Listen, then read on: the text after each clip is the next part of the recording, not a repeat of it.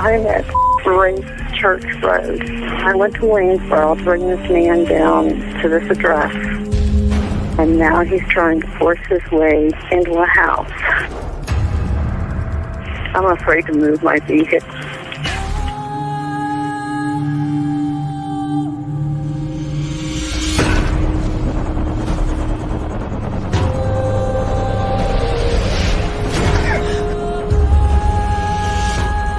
Just fighting in there. It's inside the house now? Yeah. You have your doors locked? It's open. I'm in a van. You need to make yourself safe, okay? Even if you've got to drive away from there to get away from him and close that and lock that door. Do that for me now, please. Okay, wait a minute.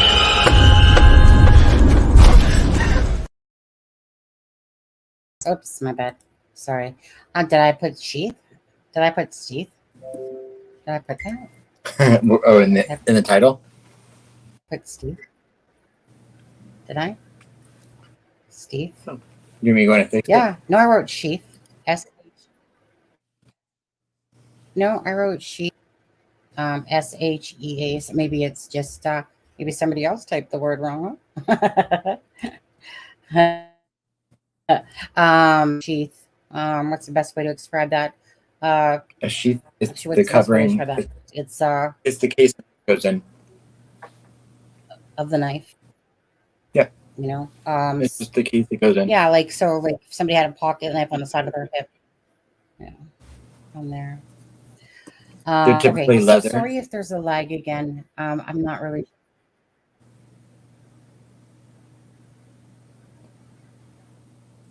Yeah, depends how much this lag annoys us. I don't know why it's lagging for whatever reason. I don't know. But anyways, so we're going to go over things that were highlighted from the probable cause affidavit as well. Adam was going through it. I was trying to do some, addresses on Google Earth and stuff like that. And honestly, there was just too much. And sometimes their roads and that didn't make sense to what. It's kind of like there was no Johnson Road. It was Johnson Avenue. So then it became, okay, well, is it Johnson Avenue? Because there's no Johnson Road on there. I think, if I'm not mistaken. Well, let's just go to chat for a second. The ones you guys that are in there. How did you guys feel after, now that you guys have had a chance to read this full thing yourself? I mean, there's obviously stuff that's, missing in there about connection to who, but then there's also stuff between the lines. But do you guys feel like it told you quite a bit for the most part? Confused, Jumpin' Jack? What would you say is the most confusing part to you, Jumpin' Jack? I can tell you what I think the most confusing part is. If you had to pick something or whatever out of there. Sure. Absolutely. Go ahead while we wait for. Well, clearly I would think, Jack to respond to that. The same everyone is. Go ahead, Adam. I would think the most confusing thing is how Dylan saw him and then didn't call 911. I think that's the most baffling thing of all. Well, correct. I mean, that one is the one that absolutely stands out like a sore thumb. Surviving roommate, exactly, Tara. Yeah, this lag is gonna drive me mad. Hey, Shar, how are you? Witness encounter. Yeah. Witness encounter meaning yep. Dylan. Yeah. I haven't read terrifying it. Yeah, I haven't read it myself. Go ahead.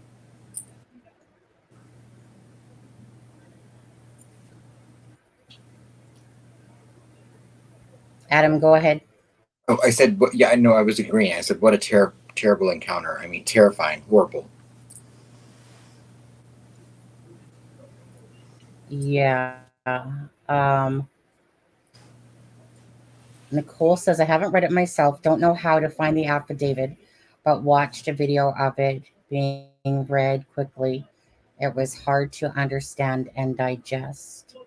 Yeah, I mean, it's out on a lot of things. The Daily Mail It's has on it my out on community page. theirs as well.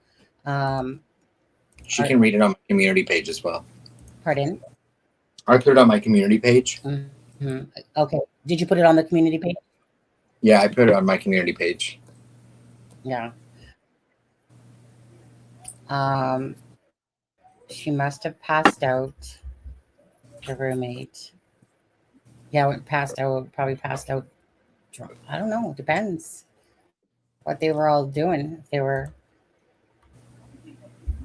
you know, I mean, that one's there's no to me. There's no if, ands, or but about it. That's something that will, unless there's more answers given to that, it's going to seem the most strangest thing because it's when you put it into perspective. Like it's kind of like what percentage of this world would literally see a guy in a black mask and then in the house he came at her, she was scared enough to shut the door, and then be froze, and then what? Too drunk. I don't know, Well, she because clearly didn't fall back asleep because I mean we this know she amount of was up people. to open the door 3 times. Well, yeah, but the last time was the one Yeah. where she shut shut the door. Right. So she was up 3 times, but the last one is when she shut the door. She saw this guy coming towards her, the black mask, ski mask, and then he went out I think the back patio door, and she shut that door, and then the phone call isn't made till 12 o'clock, pretty much the next day. Um, so did she pass out? Like did she see something? Right. Did Like she just run like back in? I He don't run know. back down the stairs into her room and lock the door, and he couldn't get in?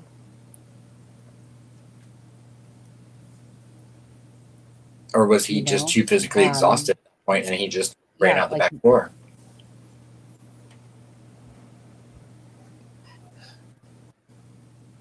you, you know, honestly, after reading this whole thing, Adam, what a dumb criminal. Right. Dude, you shouldn't even have any criminology experience or anything. Like seriously, I think even I think I feel like a person that wasn't in criminology could have probably did a better job at this. When you look at exactly, you know, like he's using the vehicle. Of course, there's cameras around, like cell phone Right. pings. It's like he should be on the world's dumbest criminal. Is to Right. be honest Yeah. with you. Yeah, That's just seeing the bushy eyes, the face, and he's got nothing on Ted you know, Bundy. We know um, that. okay, this is And the other thing is, he had nothing. they speculated that yeah, the call was made by someone was made by one of the surviving roommate's phones, but not the surviving roommate. So Tara, yes.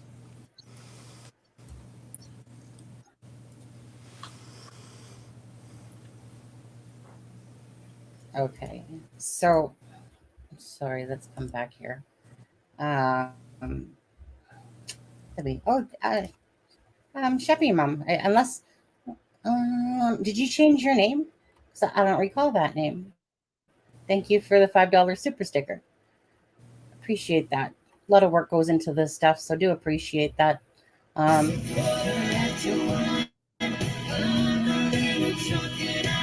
I know. I think I need to be a little drunk after reading that. Oh, I still got to change that stuff, guys. This is Shabby_mom super chat. $5. Thank you. Thank you, Sheppy Mom. Um, yeah, so I'm just not sure if you changed your name because I don't know if that dog picture looks familiar or not. My brain's tired.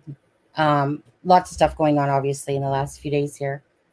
Well, we wonder how fast Ellie was really on to him. Well, they said it in here, to be honest. I can tell you. And actually, it's right It in was front of you.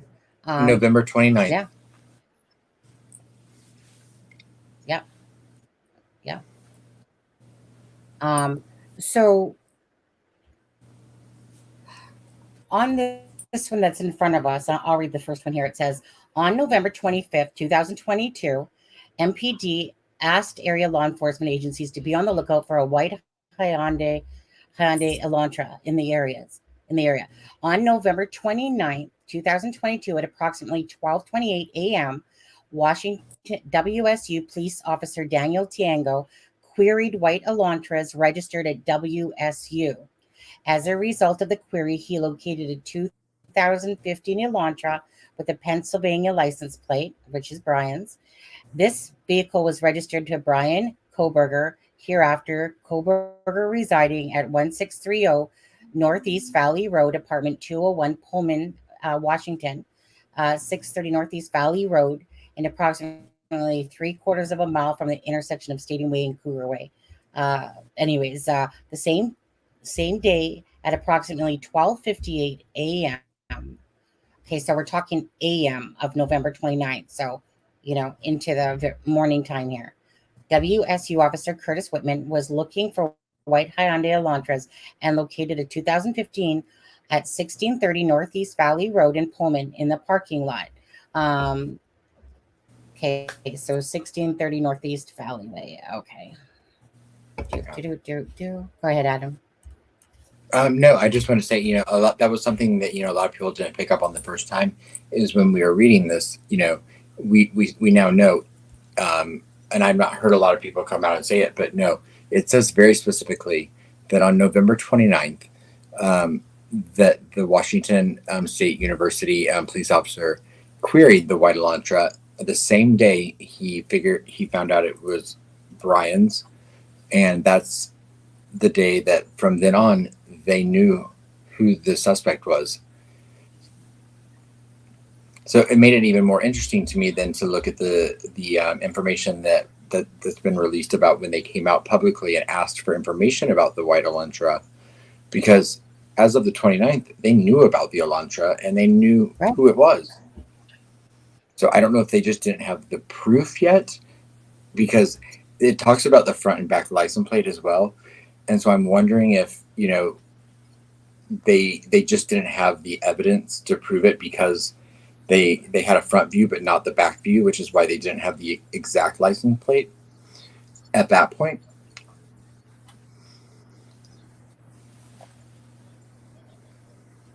Yeah. Jen, of course, just on the screen here is obviously the address of where the WSU. I wouldn't doubt it if that's a white Elantra right there in the parking lot there of where he lived.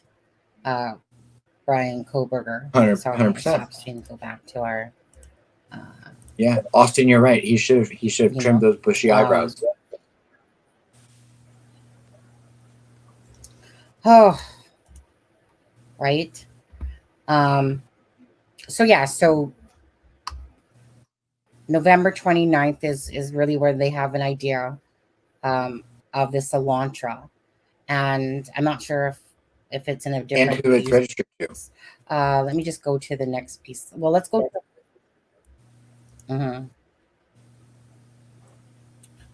Streamer. Let me go to here for a second here. Okay, so I'm gonna go pull up a few pictures here that you sent me. Okay, so do you want to talk about this one, Adam? So what we're seeing on the screen now, so we had these pictures very early on in the case, and what we're seeing is this was upon the second go through of the crime scene. They located a footprint. Scene. Yeah. The second time they went through the crime scene, they located a footprint outside of the back patio door, which we knew in like the first week or two, known by this evidence marker that's labeled number 3. And so now that that's been confirmed in the affidavit, these pictures, make much more sense even because we know that it was a key piece of evidence.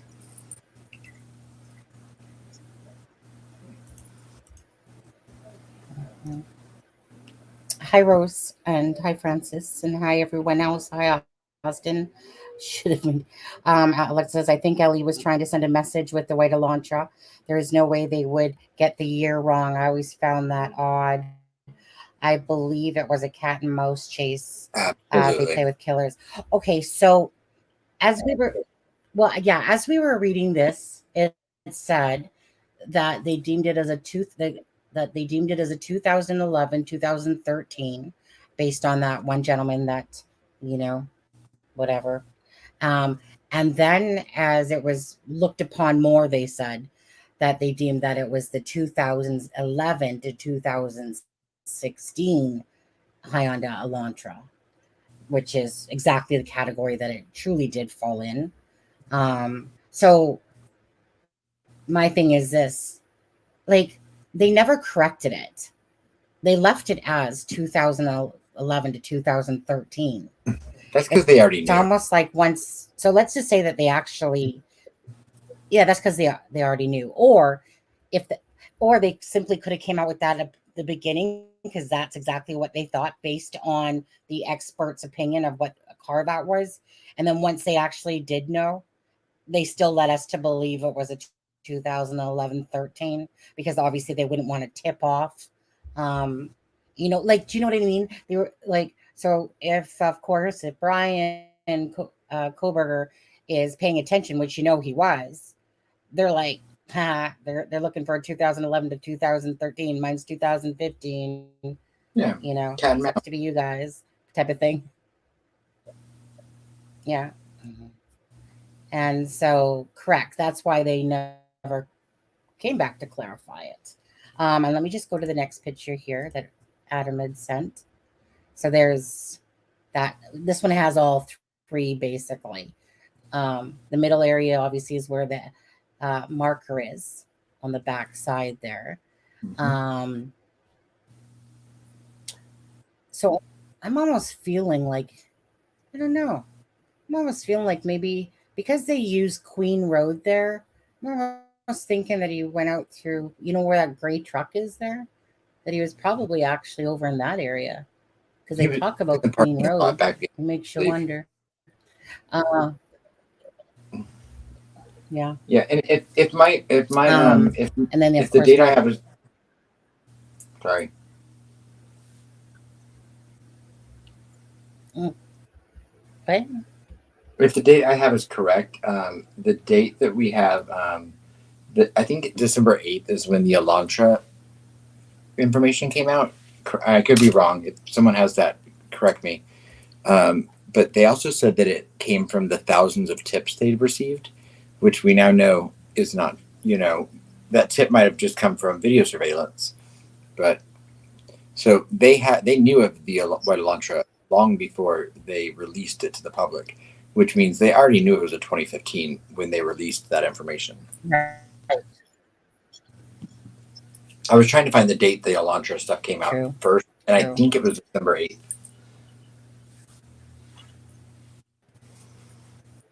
Oh, in the affidavit? Well, no. I was just trying to think of. I was trying to look back to see what date the Elantra came out publicly that they started asking the public for information on a white Elantra. Oh, and I think they asked about it December 8th. Yeah, and clearly they knew about the white Elantra on the 29th, and they knew who it belonged to on the 29th. So they already knew it was a 2015, and they knew who it belonged to. I think it was December 7th. That sticks in my head because okay, I could be wrong by the date by a few days. December 7th. Like I said, I could be wrong by the date by a few days. I just December 7th is sticking out in my head. I feel like because he had no criminal history, he didn't care fully about evidence. Also, the fact that he walked by a witness tells me he was in a trance, like a high while leaving. I'm not necessarily sure that I agree with that. because he had no criminal history. He didn't care fully about evidence. Yeah, I'm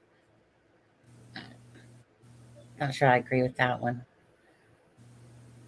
But doesn't mean I'm right and you're wrong. It just means I don't know that I agree with that. Could be true. Okay, so this one, so it says during the processing of the crime scene, investigators found a latent shoe print, which we just talked about. This was located during the second processing of the crime scene by first using a presumptive blood test and then an amino black, a protein stain that detects presence of cellular material. The detected shoe print showed a diamond-shaped pattern similar to the pattern of a Vans-type shoe sole just outside the door of Dylan's bedroom. Okay, so that's where her bedroom was, huh? Located on the second floor. Mm-hmm. So why has it been said all along that her room was on the first floor? I can explain that, I think. So we've talked about this many times, but Dylan's bedroom, they've always said she was asleep on the first floor. But we've talked about many times about how that first floor bedroom didn't look like it was her room. In social media posts, she had posted on the second floor, which is the room we thought was vacant, that would have been on the backside of the house. And so we very often questioned whether, like, why would Dylan be on the first floor if her room was on the second floor, but yet they said her room was on the first floor. So it was very confusing. And what I can figure out from that is that she had moved up. Her room was on the second floor, but for whatever reason, she was asleep on the first floor. Maybe it was that she hadn't fully moved all of her stuff into the new room, or I'm not sure, but that's what, so that's why, because if you look at the social media posts, she's posted pictures in that second floor bedroom many times. But she was asleep on the first floor. Yeah.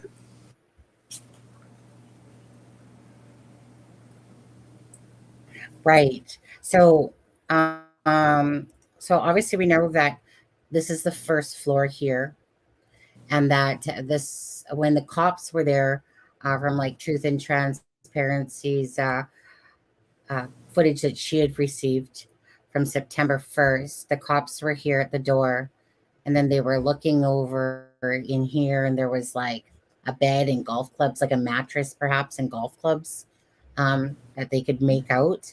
Yeah. When, according to this, her room is one that's over here, where the windshield covering was down, because there's two windows on the back side over here, just behind these doors there. So when she saw the guy in the ski mask, I mean, she had to have been here, like on the second floor. If she saw him and then closed the door, yeah, it's almost like she had to be like here. Because, anyways, well, we'll come back to that. And I'm just going to see let's see which one we had next here. Okay, so let's go to the one that says, as I entered the room. Okay. Can you see this, Adam, or no?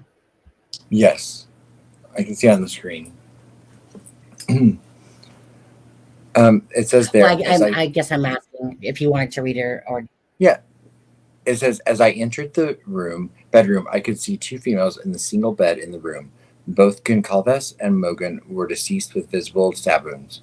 I also later noticed what appeared to be a tan leather knife sheath laying on the bed next to Mogan's right side when viewed from the door.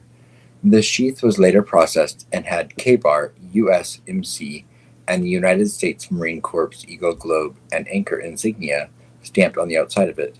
The Idaho State Lab later located a single source of male DNA suspect profile left on the button snap of the knife sheath. So I think, I'll start really quickly with, to me, one of the things that stood out immediately was that, first there was, the misinformation that the sheath was found under Ethan's body. We now know it was next to Madison. That to me implicates that most likely they were the first victims. I know there's still people arguing over that and speculation.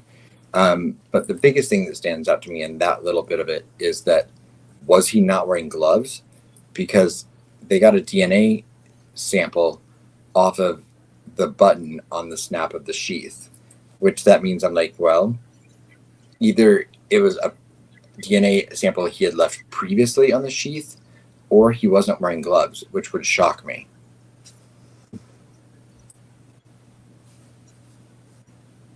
Right. I'm thinking that it was already previously on there, that he was wearing gloves, and that it was already on there, but the idiot didn't remember that. Yeah. Yeah. So yeah, and a lot of people in chat are saying the same thing. I was just trying to probably previous DNA. I found just that interesting that it was on the button of the sheath. So he thought he was so smart. And yet, Jessica, it's been speculated. I mean, to me, the sheath being, you wouldn't take the knife out of the sheath until you went to you got there. So that's why I assume that Maddie and Kaylee were the first victims. But again, you're going to find just as many people that probably say the opposite. I just don't know why he would have dropped the sheath by Maddie if he'd already killed Xana and Ethan. Where was the sheath at that point,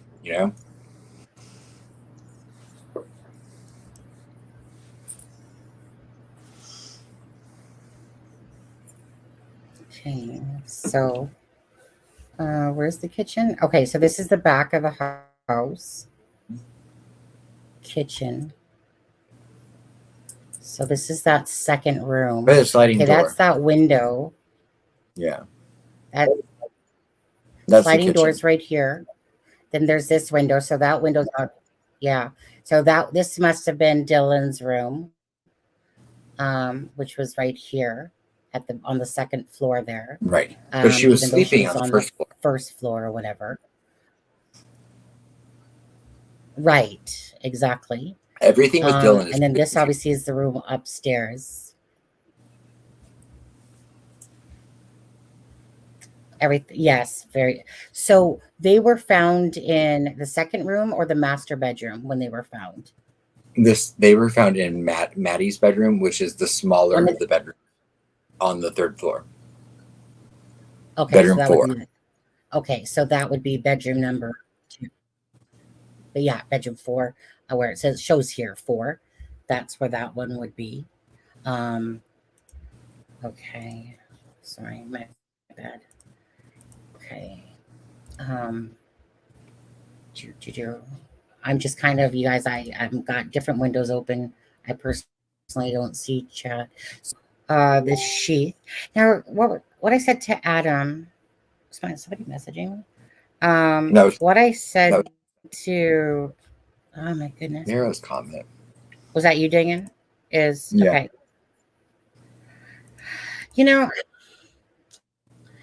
Anyone that was on Instagram, and we'll come back to questions here in a second. Anyone that was on Instagram saw that there was probably originally only like 3 to 4 accounts that were for Bryan Kohberger. And then when you went back later that day, there was probably about 20 accounts. I went to go back to look for it, and but I just didn't feel like I looked for it for a few minutes, and then I gave up after 5 minutes. But there was this one account that had, I think it was pretty much like this style knife, and I was trying to find it again, and it was like, this is my little stabby thing, my little stabby weapon.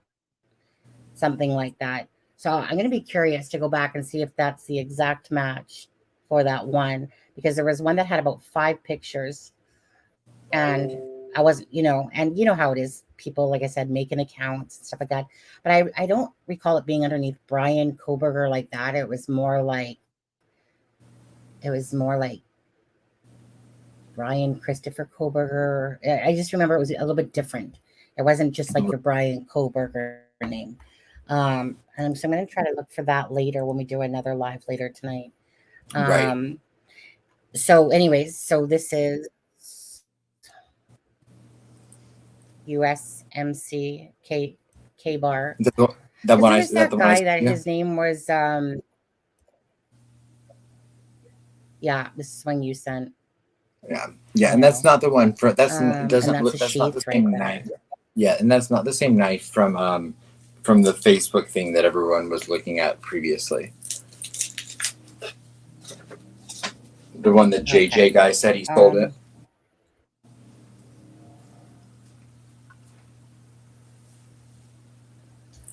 Homicide hunter and detective says, I am one of the detectives that is on this case. Are you? Are you a sleuth detective, homicide hunter? You know that when somebody comes online, you never trust nothing, right? Oh, but if you are, I mean, yeah. if you are, please join us. Well, yeah, I got some questions. Yeah. We have some questions. So who was the target against, and how long was he stalking Kaylee for? If Kaylee was the one, feel free to answer that at your leisurely time, of course. Anyways, thanks for joining us. You might sell that to the Eskimos, but you're not going to sell it to us unless you want to send your credentials or something through email. Feel free. That actually gave me a giggle, to be honest. Maddie and Kaylee were last witnesses, stated Mail. I will help you, Ethan. Yeah, I agree with that. Stated Mail. I will help you. Yeah, no, I said that. We talked about that. Sorry. I think that when Dylan says to the detective in the affidavit that she thought she heard Kaylee say, I will help, someone is here, that was really Xana, I think. And then I think that when she heard I will help you, I think that was the killer talking to Xana.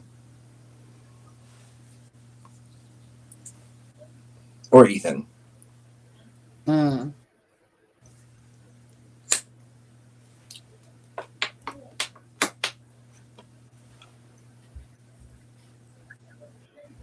Probably a little slow on that one. Y'all seen a squirrel and ran off track? No, we didn't. We see many squirrels and we see many tracks. And right now I'm deciding that I'm going to read the next thing. So investigators believe that the Kohberger is still driving the 2015 Elantra because his vehicle was captured December 13th, 2022 by a license plate reader in Loma, Colorado. Mm-hmm. In Loma, Colorado. How far is that? Yeah. He Information provided by a query to a database. Kohberger. Yeah, I was just thinking he was on his way back to Pennsylvania, right? Yeah, obviously at this time. December 15th, 2022, law enforcement in Hancock County. What a wonderful name. On December 16th, 2022, at approximately 2:26 p.m., surveillance video showed Kohberger's Elantra in Albrightsville, Pennsylvania. The sole occupant of the vehicle was a white male whose description was consistent with Kohberger. So sole occupants. Kohberger and his family in Albrightsville, Pennsylvania learned throughout a TLO search and locate tool database query. Okay, so basically on his drive back home, surveillance video showed Kohberger's Elantra in Albright, Pennsylvania. The sole occupant.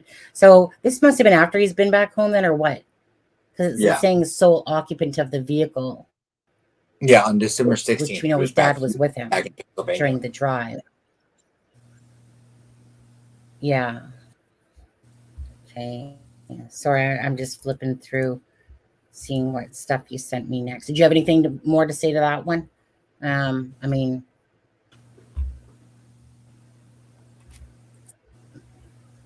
no, just that, there's I don't know. There's nothing really much to that paragraph too.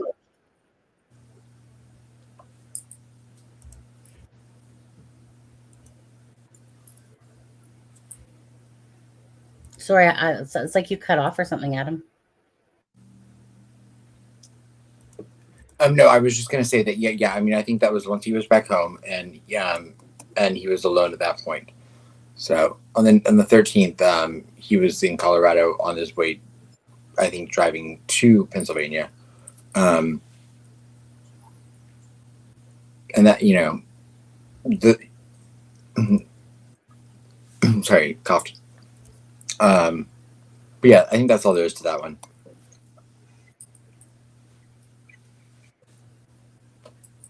So it was December 13th. Okay, so it's not 15th, because remember when they were pulled over, it was on the 15th of December. So they probably left on the 13th, and they probably were in Colorado on the 13th. Yeah, on the 13th, because that's when it was captured. The license in Colorado, December 13th. And Kohberger's launch was then queried on December 15th. Right, so he was pulled over twice. So December 16th at 2:26, he was probably already in Pennsylvania at this point now, because it takes a couple days to get down there. This would be like the third day. So that's probably why it's saying sole occupant, because the 15th is when they were pulled over, made it home at some point, and then obviously he went somewhere in the Elantra by himself, but once he was back home. Yes. So that pretty much would make sense. Yeah. And go ahead, Adam. You can read what's on the screen. And can I actually correct something?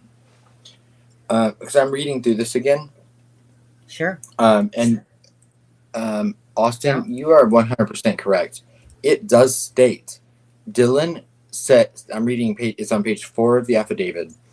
It says Dylan stated she originally went to sleep in her bedroom on the southeast side of the second floor. It says second floor. It does not say first.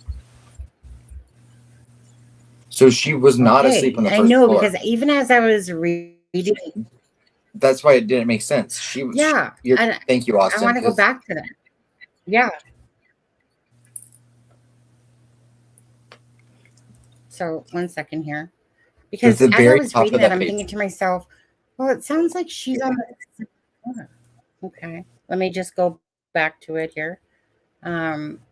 Sorry, I got to go back to the. Oh, sorry. Too many windows open here. Okay, so we're on the fourth one. Whoops, right here, and we'll bring it out. And it says, Dylan stated she originally went to sleep in her bedroom on the southeast side on the second floor.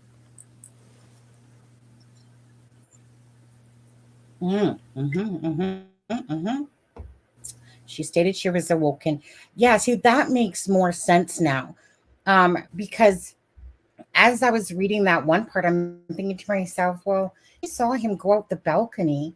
That sounds like she's up on the second floor.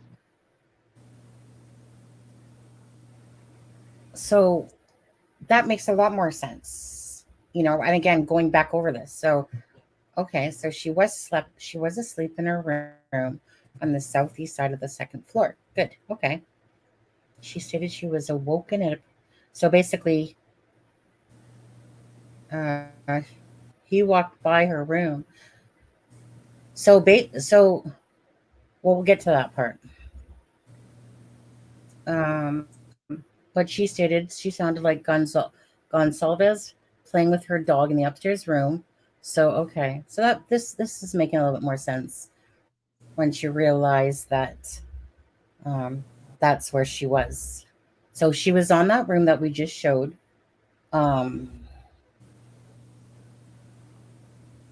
let's see. Share screen. Go back to that for a sec. And go back to this for a sec. Okay. So she would have been in this room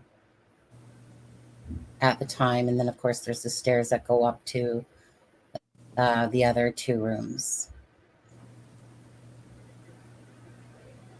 Yeah, so this is where Dylan would have been, is in here, right?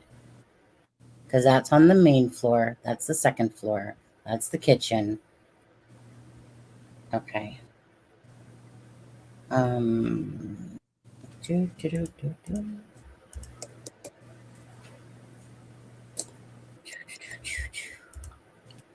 there anything else you want to add to that, Adam? Just that who does she was so she was on the second floor the whole time. I don't know why we all thought that she was on the first floor. Mm-hmm.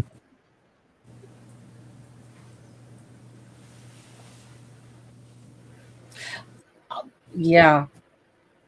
I'm not even sure where that actually came from, to be honest with you.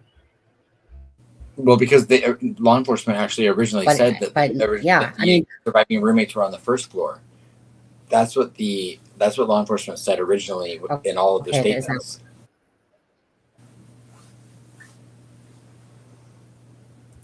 Yes, Anne Marie, right? Because the sheath was found there. That's what we were saying earlier.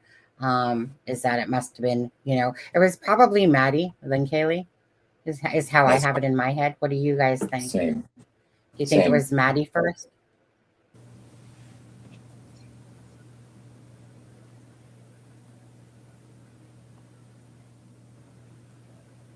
She ended up sleeping on the first floor. Well, I don't know. I don't know, because if she saw him and she was on the second floor, how did she get down to the first floor?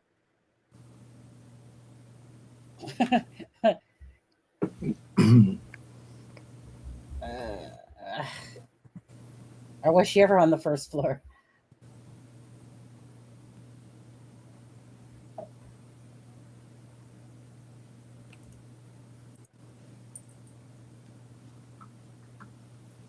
Can't be if she said she originally was second floor. That means she went somewhere else besides the second floor. Like, for example, originally I was on the second floor, but then I decided to go sleep on the couch. Well, let's keep reading. Let's keep reading that page 4. I'm trying to remember. I'll continue reading page 4 if you want. Okay, let's go back to. So let's just read the full thing. Yeah, let's stop. In regards to Dylan. Yeah, let's go back to it. Okay. So. Okay, so. I'm going to start at the beginning, and it says. Yeah, just start Dylan. Again. Yeah. Dylan stated she originally went to sleep in her bedroom on the southeast side of the second floor. Dylan stated she was awoken at approximately 4 a.m. by what she stated sounded like Gonsalves playing with her dog in one of the upstairs bedrooms, which were located on the third floor. A short time later, Dylan said she heard who she thought was Gonsalves say something to the effect of, "There's someone here." A review of records obtained from a forensics download of Kernodle's phone showed this also could have been Kernodle, as her cellular phone indicated she was likely awake and using the TikTok app at approximately 4:12 a.m. Dylan stated she looked out of her bedroom on the second floor, but did not see anything when she heard the comment about someone being in the house. Dylan stated she opened her door a second time when she heard what she thought to be crying coming from Kernodle's room. Dylan then said she heard a male voice say something to the effect of, "It's okay, I'm going to help you." Then, at approximately 4:17 a.m., a security camera located at 1112 King Road, a residence immediately to the northwest of 1122 King Road, picked up a distorted audio of what sounded like voices or a whimper followed by a loud thud. A dog can then be heard barking numerous times starting at 4:17 a.m. The security camera is less than 50 feet from the west wall of Kernodle's bedroom. Dylan stated she opened her door for the third time after she heard the crying and saw a figure clad in black clothing and a mask that covered the person's mouth and nose walking towards her. Dylan described the figure as 5'10" or taller, male and not very muscular, but with an athletically built with bushy eyebrows. The male walked past Dylan as she stood in a, quote, frozen shock phase. The male walked toward the back sliding glass door. At that point, Dylan locked herself in her room after seeing the male. Dylan did not state she recognized the male. This leads investigators to believe the murderer had left the scene.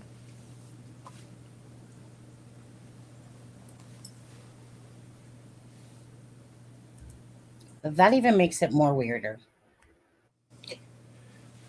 The fact that she was literally on the second floor, opened the door, saw him while she was on the second floor, and seen him leave. The dog is obviously barking. At 4:17. So that's weird. So now I'm wondering, did he kill Xana and Ethan first, or did he kill Kaylee and Maddie first? Because she heard what she thought was at 4:12. We know Xana was on TikTok. So I'm thinking he killed Kaylee and Maddie first, and then went downstairs and killed Xana and Ethan. And then when he was on his way out, he saw Dylan. Yeah. Yeah. I'm going to send you Sunny, I'm going to send you something really quick. And by that time, he was like, oh, I'm done. Yeah. Right. I'm going to send you something really quick, Sunny.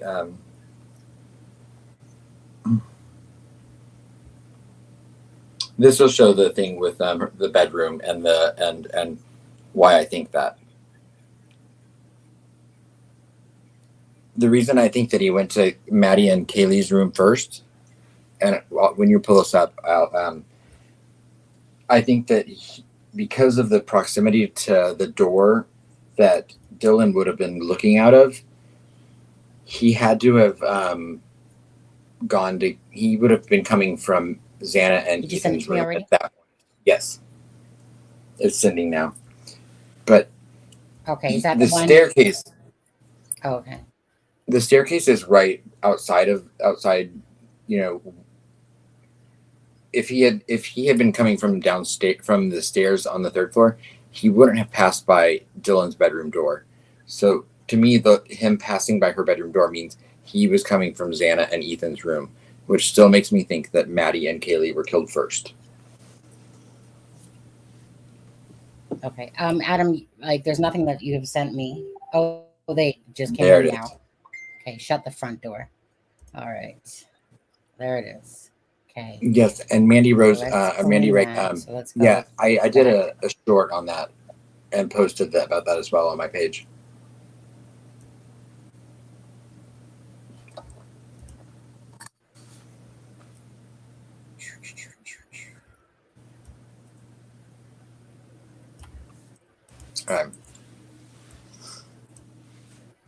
Not that one. That one. This is one you just sent me. Yes. Okay. So if you, yes, no, yes, if you, that's it. So yeah. So if you look, the set that says vacant bedroom, that's the bedroom that Dylan was in. And so if she opened her door and he was walking right at her, right, but she saw him turn and go out the door, he was coming from Ethan and Xana's bedroom, which still makes me think he killed Maddie and Kaylee first. Yeah, so this is the stairs. So he would have came in here, went up here to the girls' room, right, top here, and then come back down, went over here to Xana's and Ethan's bedroom, which Xana was probably opened it for the third time, or what? I think Xana was probably what, Adam? Xana was probably awake the whole time, which is why she would have had such defensive wounds. Right. Right, because she was had her Jack in the Box. She was on TikTok. They said that she was like TikTok. Mm-hmm. So that should give you guys a pretty good visual, really. This little picture here, actually. So upstairs, to the room over here, which is a smaller bedroom, and then that master bedroom was over here. And so this would have been where Kaylee and Madison were. Sheath was left in this room. Yes, that's Maddie's room. Actually, what an idiot. The master bedroom would have been by the sliding glass door on the 3rd floor. But that, yeah, your cursor is correct. That was Maddie's room. That's where they were. Maddie's room was the smaller of the 2 on the 3rd floor, though. Yeah, that's where they were. Yeah. Okay. It's almost eerie, like sitting here playing with the cursor. I know. Like, because in your head, it's like you're just picturing him come in, kill these 2 girls, and then go down here to Zaina, who was awake, Ethan, and then, Dylan sees him as he's walking by here and then goes out here. But then she closes her door, and 9 and 12 o'clock the next day is when a phone call goes out. Huh. And locked it. So, like, yeah, I mean, yeah, and he did all of this gets between clarified 4 and what 4:25. exactly happened then.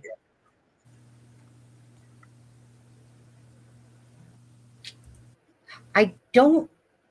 Yeah. Sorry. Say that time frame again, Adam, because I remember it was being like. Wow. It says that all of the the homicides occurred between 4 a.m. and 4:25. So we know Xana was alive at 4:12, and we know the dog was barking at 4:17. We also know that she got a DoorDash delivery around 4 a.m. So to me, Xana was awake the entire time. I do still think that Maddie and Kaylee were first. I think he went upstairs. I think he killed them. I think he came back down the stairs. He killed, for whatever reason, Xana and Ethan. And then he left Dylan alive and walked past her. And then she waited until 12 o'clock the next day to call 911. I mean, that. So he came in and out the back of the sliding door. Yeah.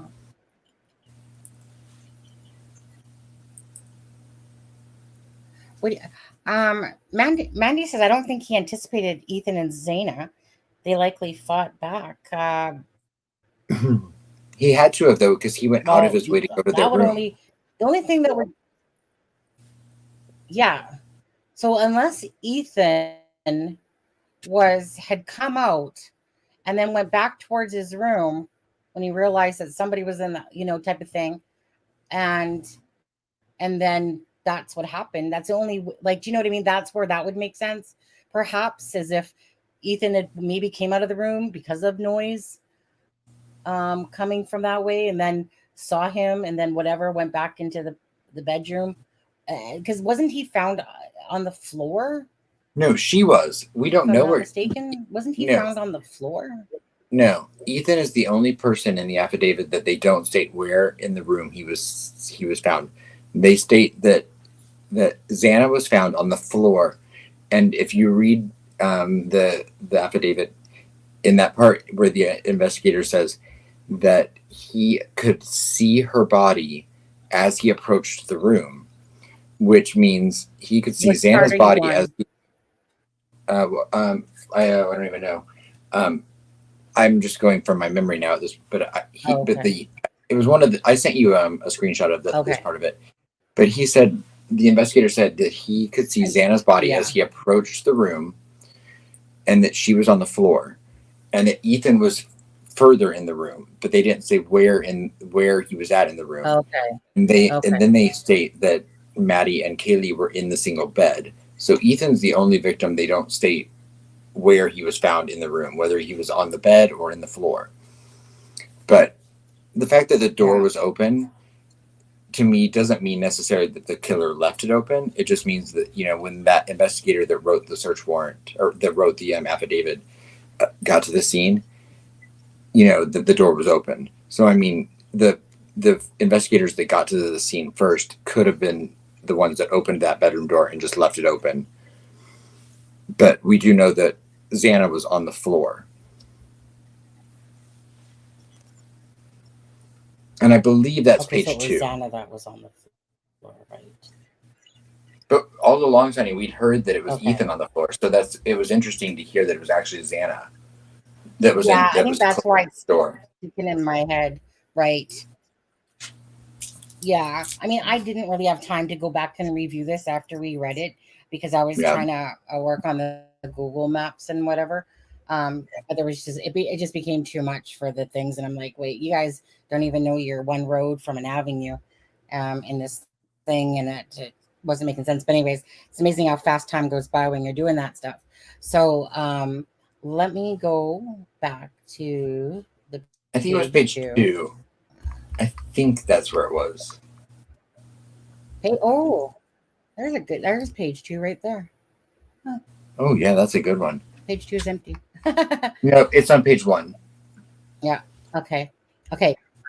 Right here. Yeah, I could see a body, later identified as Kernoodles, laying on the floor. She was deceased with wounds which appeared to have been caused by an edged weapon. Also in the room was a male, so correct. Yes. Okay, so now just before the room, there was a bathroom door on the south wall of the hallway. Just so just before the room is a bathroom, is what they're saying. As I approached the room, I could see the body. Okay, so it was okay. All right. Yep, just clearing it up as we go along. Yep. So we Like I can all said, have a nice. better little understanding And here. we exchanged a lot of screenshots. So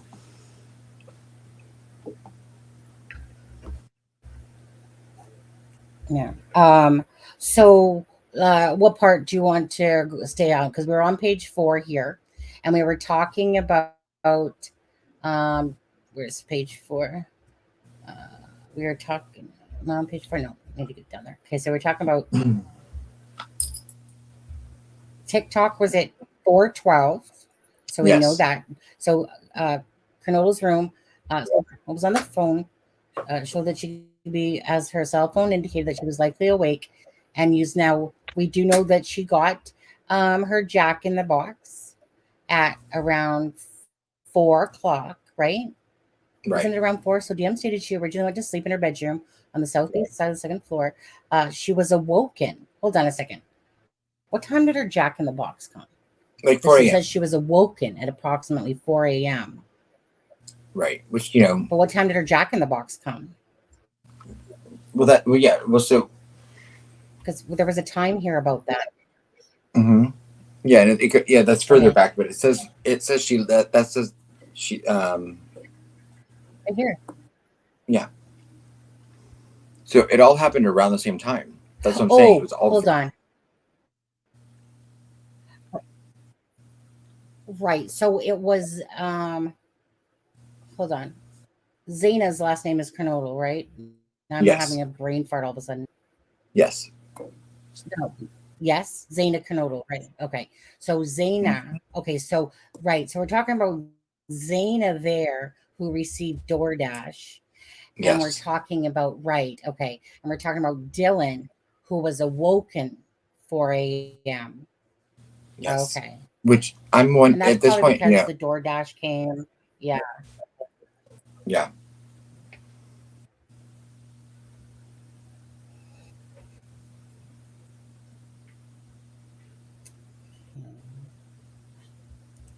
TikTok, so I'm thinking 412.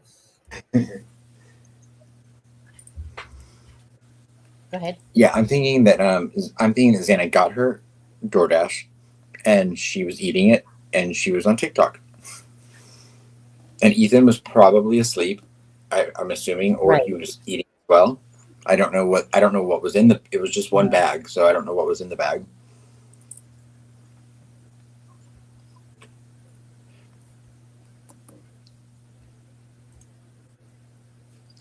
Yeah.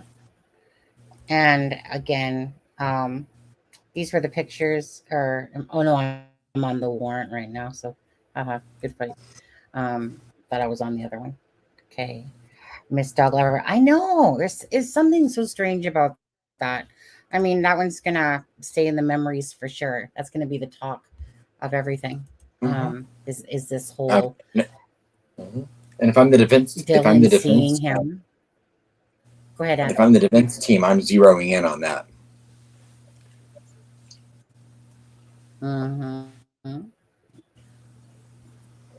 Yeah, I mean, unless there's a story about there that we don't know about, because it's. I mean, obviously there must be, because they didn't really talk about that They didn't really talk about that, and that hasn't been released yet. That 911 conversation, right. And who actually made that phone call? It was made within the house. That was says. Go ahead. Which to me alludes to the fact that it's definitely some evidentiary stuff in that 911 call that they didn't want out there previously. I would not be surprised if it doesn't come out before trial, but with the gag order, I'm not sure how long the gag order was issued for, but it clearly won't come out until then.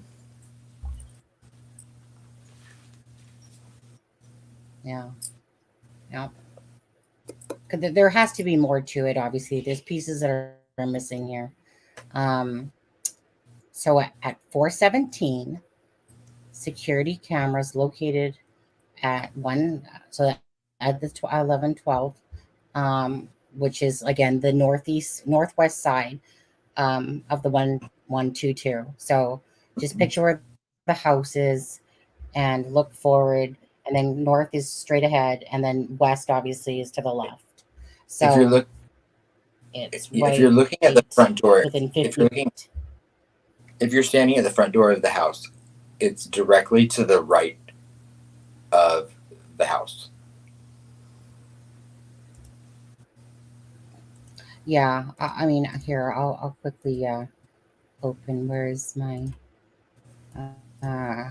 Google Maps here? Okay, let me just.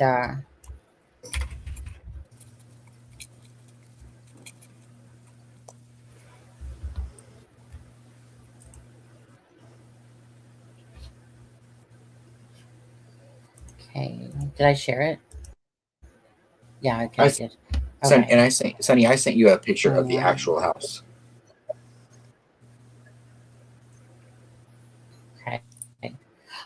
Yeah, I'll show that one in just a sec here. So this is 112. Okay. So northwest.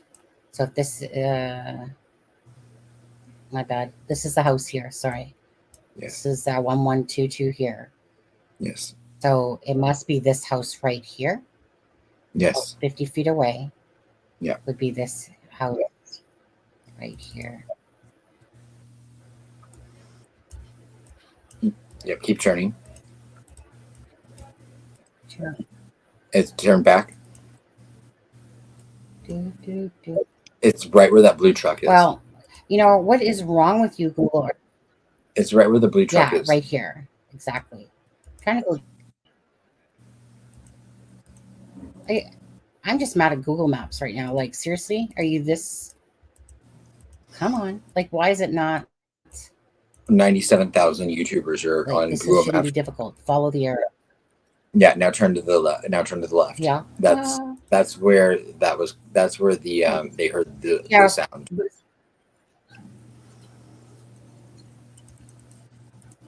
Oh my God! Click and go. Click and go. Let's go. Giddy up. Come on. Come on, Pony. Oh, I think I had it. This shouldn't be that difficult. Here, come on. Scroll. Like it's like it's not taking me past there. I feel like come on.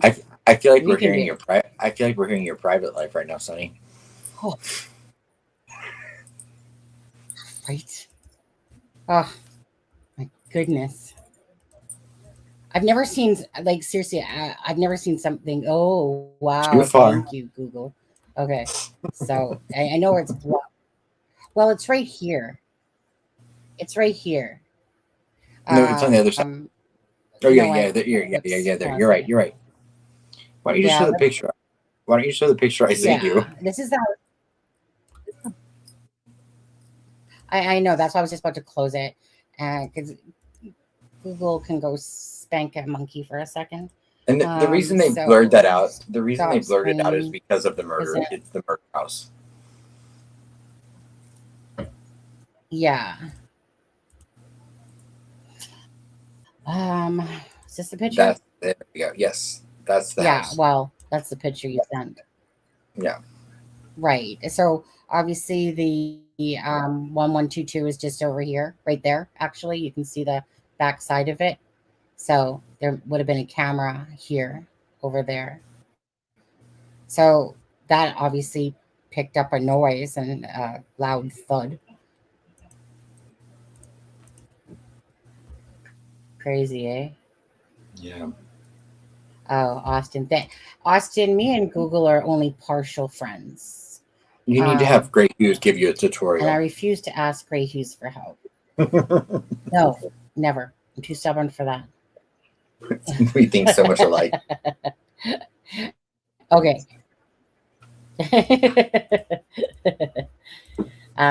Okay, let's go back to the affidavit again. Okay. So that's what we were just talking about, the camera. So it says that it picked up a distorted audio of what sounded like a voices or a whimper, followed by a loud thud. So that was probably her passing out. Is what probably that is. That's probably Dylan passing out. Thud. Well, it was probably one. It was like, probably. Imagine honestly, if it was probably that.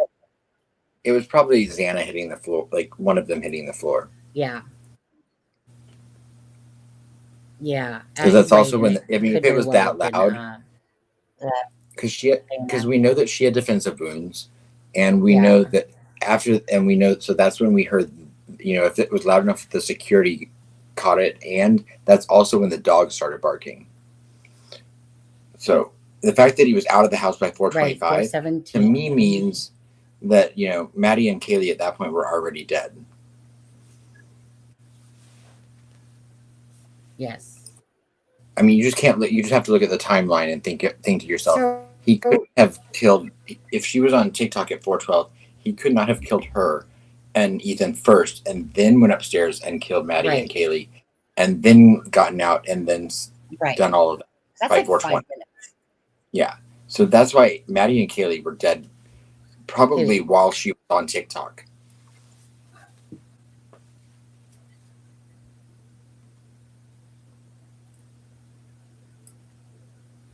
Yeah. So Dylan stated that she opened her door for the third time after she heard the crying, which is probably the voices or the whimper, and saw a figure in a black clothing. Right. So that would make sense. Xana hits the ground, and she hears whimper. The thing picks up voices or a whimper, followed by a loud thud. DM stated she opened the door for the third time and she heard crying and saw a figure clad in black clothing and a mask that covered the person's mouth and was walking towards her. DM described the figure as 5'10" or taller, male, not very muscular. Okay, we just read that. The male walked past Dylan as she stood in a frozen shock phase. The male walked towards the back sliding glass door. Okay, Dylan locked herself in the room after seeing the male. DM did not state that she recognized, that he had left. So it says, hold on. So they believe, between 4 o'clock, but we know that 4:12 was then when she was on TikTok and she got her food, or Xana got her food, at 4 o'clock, around that time. So that was pretty darn fast then, wasn't it? Yeah. Like, honestly, 4 people? Right. So he had to have been watching the house. It's almost like Rambo going in somebody's house. He had to have been watching the house when Xana got the food. So, in my mind, he probably came in right after I'm assuming she probably got her food and went into the bedroom and closed the door. And then he went into the house, went upstairs, killed Kaylee and Madison, came downstairs, killed Ethan and Xana, and then left. Yeah, I don't agree with Deb on this one. Deb said, I think the thud was probably when he picked up Maddie and threw her on top of Kaylee's dead body. I think that's too far away, considering that, thank you, Annie, considering that the noise was close to Xana's room and she's the one that was on the floor. That would, like, yeah, if I was to guess, that would make the most sense, unless the thud was determined that it was the sound of a vehicle, but I doubt it because his vehicle wasn't parked right beside the house. That would have been somewhere else. So if I was to think, I would probably think it was more coming from Xana's room, considering obviously where that house is. Present settings window. This one. Let's go back to that again. I'm gonna go back to this picture here. Okay, so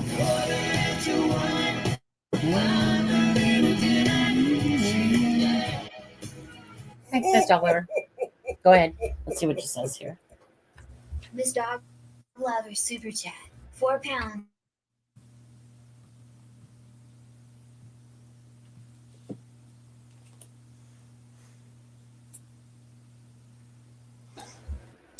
Yeah, you're probably wrong again, Miss Dog Lover.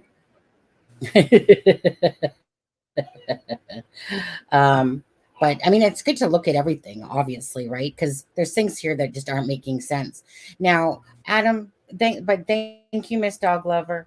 Thank you for the super chat. Appreciate that. Just going back to this picture,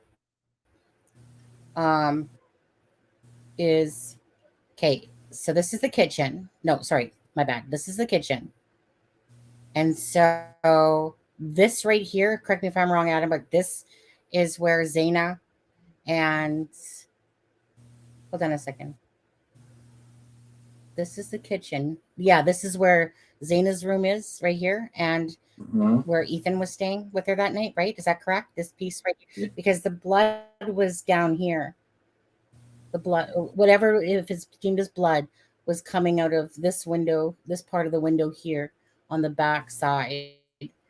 So to me, it would make sense that the house is just over here, 50 feet. How would you hear it from over here? A thud. So that wouldn't, that's why what Deb said there wouldn't make sense to me personally. So if so we're the ladder over here. Okay.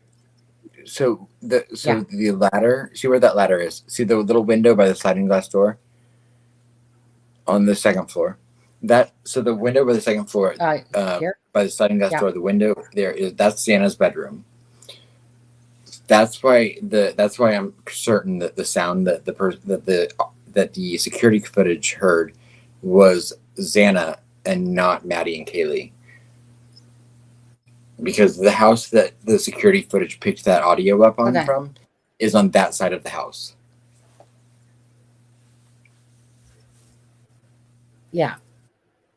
Because you're saying that this little window, which is this window here, that's the kitchen window. Is her bedroom? That's the kitchen. No, that's on the back side of the house. That's the kitchen window. So this. Yeah. Okay, that's what I thought. Okay, what are you talking about? This little window here? The only window on that side of the house. About Xana's room? No. Xana's room is there's only one window on the entire side of the house, and that's Xana's bedroom. So that's the kitchen right there. But now on the back side of that is Xana's room. So that window is the kitchen. Okay. Okay, I need another picture. Okay. So the only window on that side of the house is the kitchen. But that's Xana's side of the house. So that's why I'm saying the audio that was picked up is from that side of the house, and it has to have been Xana or Ethan. I'm assuming Xana. Because Maddie and Kaylee were on the other side of the house near the apartments. Okay, I'm going to pull in this picture here because there's no other window that you're speaking of that I was looking at myself. So let me just pull it in at him for 1 second. So if I pull in, okay, here, which gives us a better idea of the whole house. So this is the kitchen window here. Okay. So if that's the kitchen window, then it has to be this bedroom here is right here. That's Xana. Right here. Yes. Yeah. That's would Xana. be Right where you Xana. circle. Yeah. Okay. Yeah. Okay. That's why I was confused because I was pointing to that window on the other house and you're like, so I thought, oh, well, maybe there's another window back here. But this should give everyone a little bit better. Whoops, what happened there? Yeah, it was just very unclear because I was like, well, there's only, unless I'm missing a window. So I thought, well, maybe there's one here that you're speaking of. So the blood was in this area here, which would say come down from that. The house, this See that foundation, blue house foundation, or whatever, is just off to the that foundation is where the blood was. The only little bit of foundation you can see on there. Yeah, right. Yeah, that's where the blood was. Right here. Yes. Yeah, exactly. And that's just below Xana's and, well, Xana's room, we'll call it. Probably, yeah, and where her bed was. Oh, so horrific. Which makes me think that was probably Ethan's blood because he was probably the one in the. Yeah, exactly. This is probably where the bed was, perhaps. Yeah. On this side. If her body is over there. Yeah, that would make sense. And then where Maddie and Kaylee were found were over in this far bedroom over here. This is the master bedroom. This is the smaller bedroom that Maddie was in. So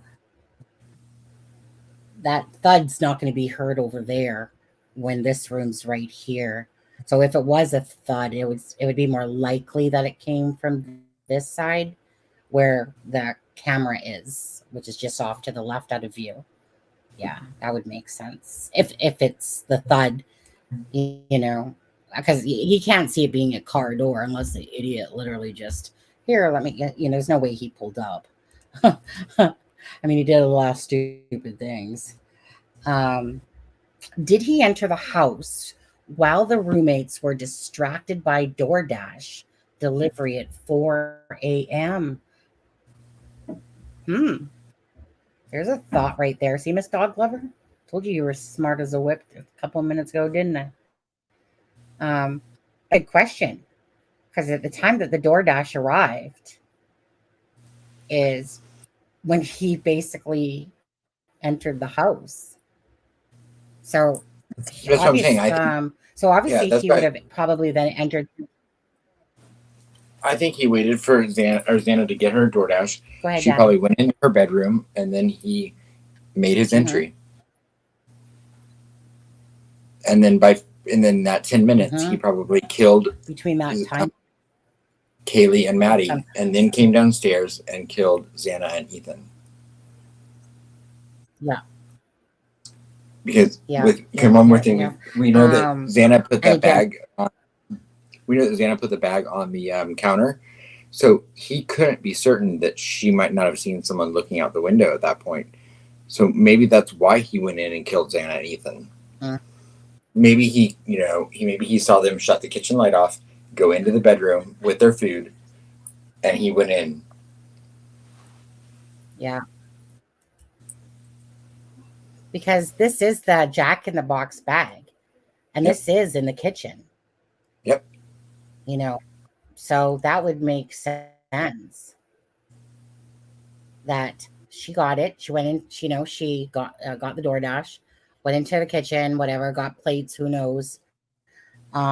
He was in the back already looking, and then she left, whatever, with it, went into her room, and that was his, and that's probably, again, that sliding door was probably opened because that's probably where he went through. I'm gonna assume. You think that he must have? Oh, he must have went through this door. She was in the kitchen. Jack in the Box is here. The bag. that we just showed. And this is Zaina's room here. And so, yeah, and he was out here somewhere. Like, this is a footprint here where a footprint was. And I don't know. I think that was leaving or coming. I'm not sure. That footprint, which way it was facing. I'd have to look back. But anyways, Right. either way, he came from here probably, was watching, through the window. And yeah, as soon as basically he saw her go out of sight or whatever. I mean, it's a very small time frame.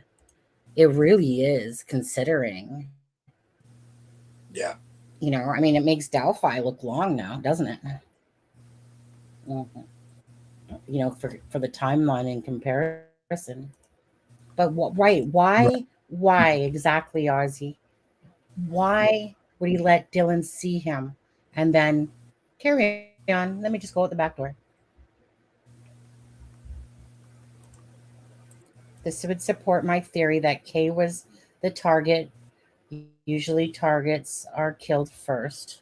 Right. One of those two was killed first because obviously he might have been aware or might not have been aware, because if he's in the back and he's looking at the windows, like for all we know, both lights were on, but he wouldn't have known. So whether Maddie went first or Kaylee went first, I'm thinking Maddie myself did. For what I mean, because of the fact of both of them were in that bedroom. Do you still think it was kind of Maddie first, then Kaylee, Adam? Yes. Yeah. And Rose, they did interview the DoorDash person. Sliding doors on the ground. I know. Yeah. So yeah, we heard about the driver for the Uber or whatever it was, but I don't recall there being the DoorDash guy. I guess I forgot. They've never mentioned it. That's why I had that picture for a month and didn't really think of the relevance of it. And I mean, I knew it was from that night, but I didn't know if it was from earlier in the night. I didn't know there was significance to it. Or I would have put it out. Yeah. I know. After we got off the live, I'm like, Adam, I can't believe you didn't send me those pictures. And he's like, yeah, I didn't. I literally didn't think anything about it. It literally never occurred to me that the one... my mouth would have dropped had I... It literally never occurred to me that the one picture, I knew it was from inside the house, but I was like, oh, wait, someone took that from inside the house. It just didn't occur to me. Yeah. I guess I was thinking it was just a random picture that they had taken earlier in the night. Yeah. Yeah. Huh. Hindsight's always 20/20, isn't it? Let's just look at his ugly mug again. Look at that.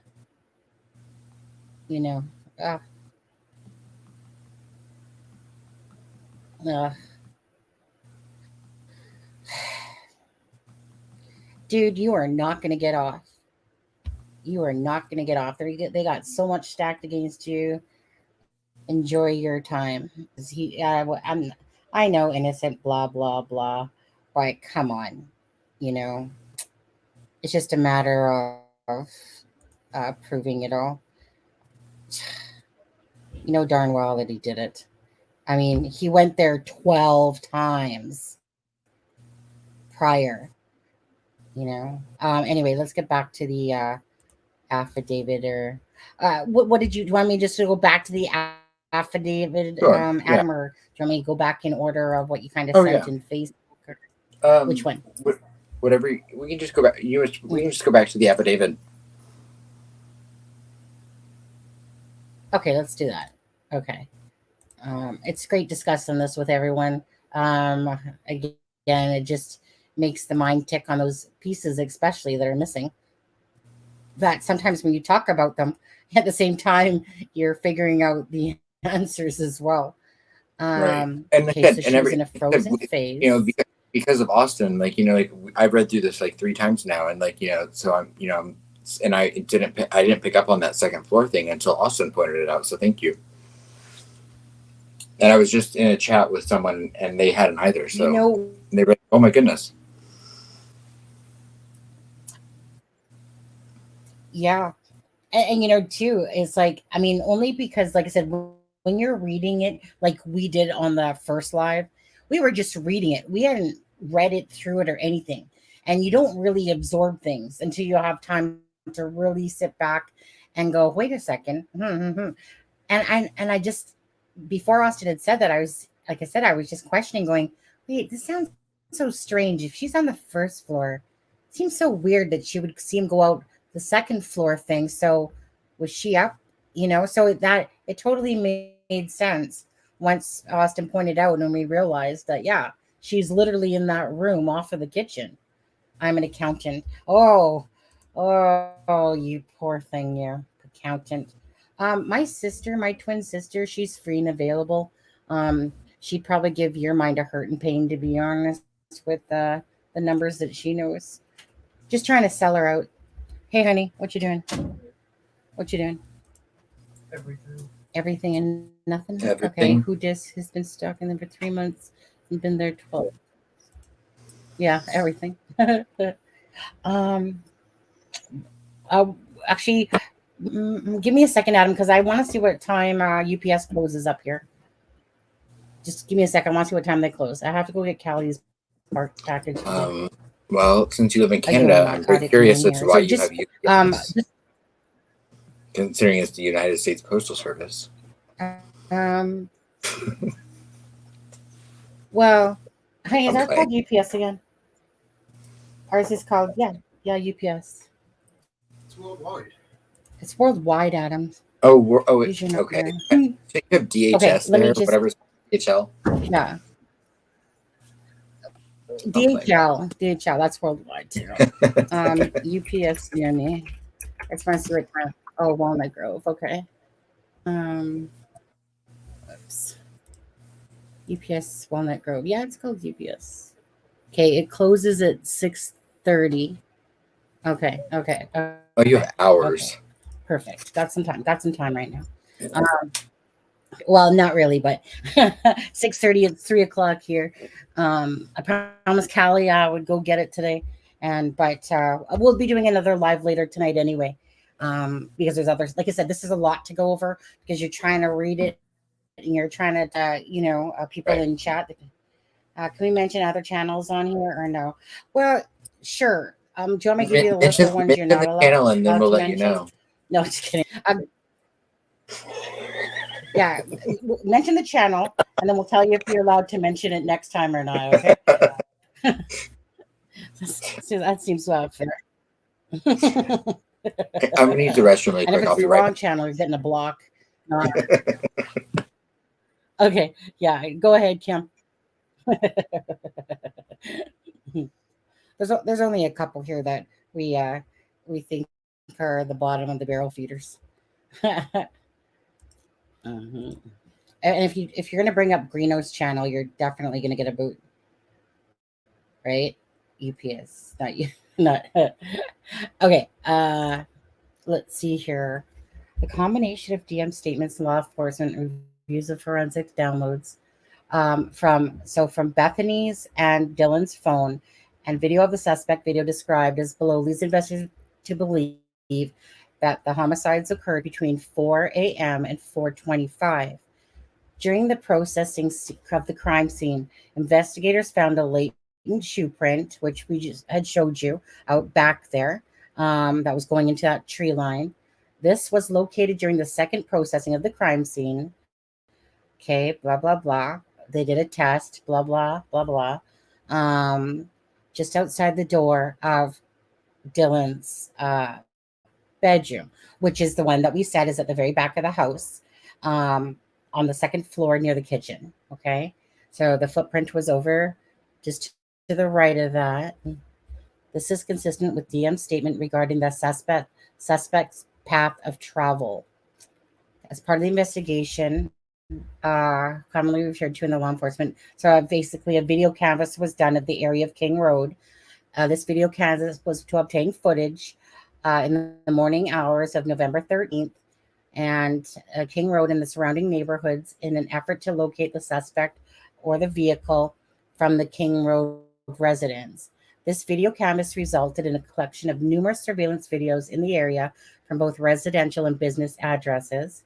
I have reviewed numerous videos, and they were collected and had conversations with other officers, agents, similarly reviewing footage that was obtained. Okay, a review of the camera footage indicated that a white sedan, hereafter suspect vehicle 1, was observed traveling on 700 block of Indiana Hills in Moscow at approximately okay, so hold on a second. Let me you guys you can delete me if you need to. What did you mention the channel though? She mentioned Yeah, psychic, but you're fine. What? Go ahead.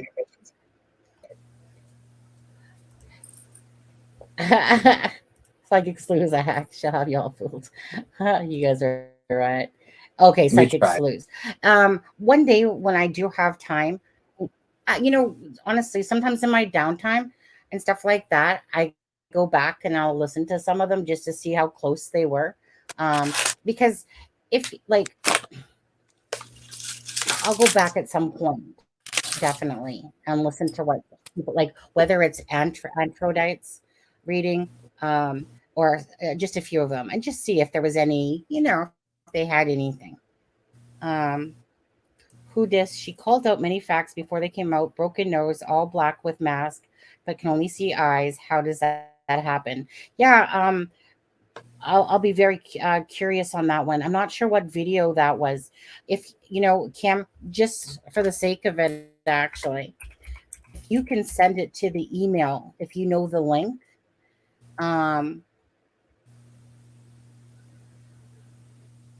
I'd be curious just to listen to that myself. All right. I mean, when it comes to the psychic sleuth part, Kim, you and I both know, and everyone else in here, is that there's some people that absolutely call it bullshit, and other people that, absolutely find it interesting, or, stuff like that. So it's kind of always one of those mid 50% things with people. Each to their own is all I can say with that stuff. But I'd like to listen to it for sure. If you do have the link for that specific one, that would be great. She called it a lot of things. Throw a dart and it sticks. Who this is? What do we say that? The devil's advocate. I listened to some of her readings, and she didn't see anything out of the ordinary. Yeah, like I said, nothing on you, Kim. You know that whenever the topic of psychics and stuff like that comes up, it's always a controversial thing with people, regardless. So if you found it, Kim, to be full of information or whatever, or full of accuracy, then don't let anyone, of course, take that away from you. Just like I won't either if I listen to it and find that there was, a lot of truth coming out of it. I just go by, again, really the accuracy.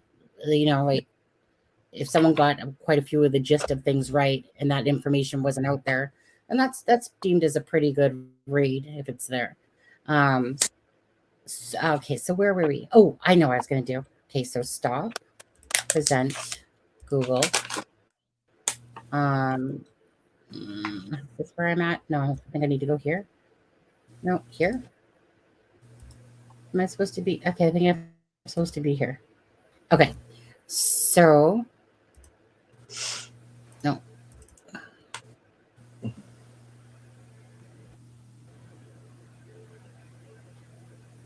Get that out of there. Okay. So I want to go back to the address that we were just talking about. 1 second. Yeah. Let me just go back to the affidavit. Okay. So we were talking, let's see which one we were talking about. Multiple videos. Okay. So a review of the footage from multiple videos obtained from King Road neighborhood show multiple vehicles, blah, blah, blah, at 3:29 a.m. and ending at 4:20 a.m.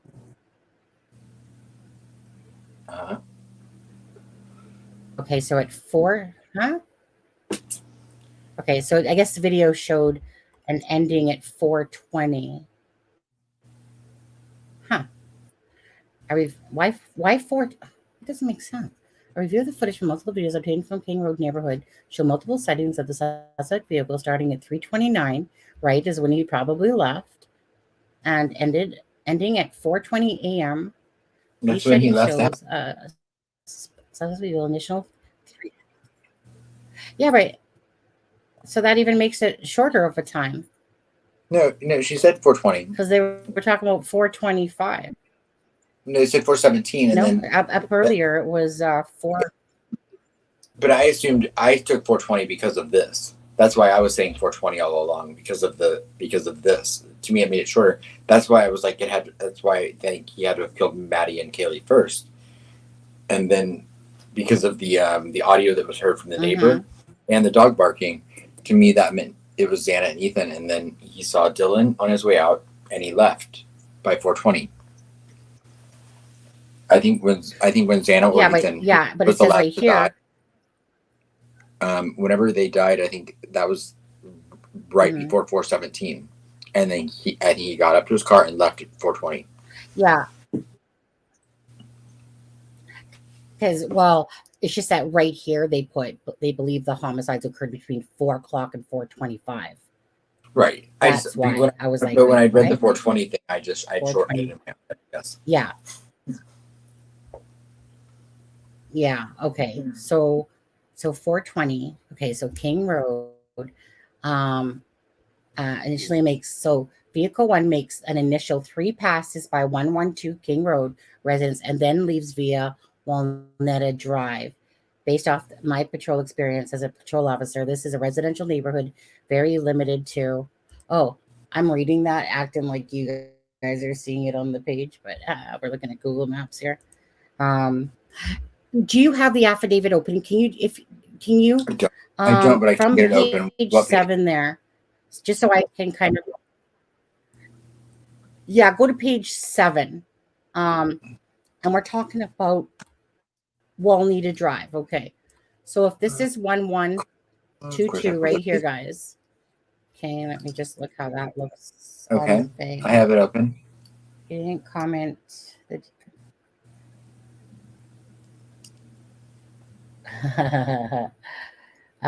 Okay, so on page 7 it starts talking about Walnetta Drive.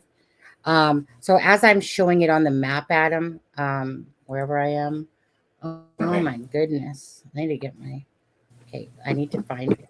I need to go back to where I was. Oh, right here. Okay, so basically it's almost like, does this road go through right here? No, that's a house. So he's basically saying that it. I'm just kind of looking at. Yeah. And I hate to give the person credit because they talk about.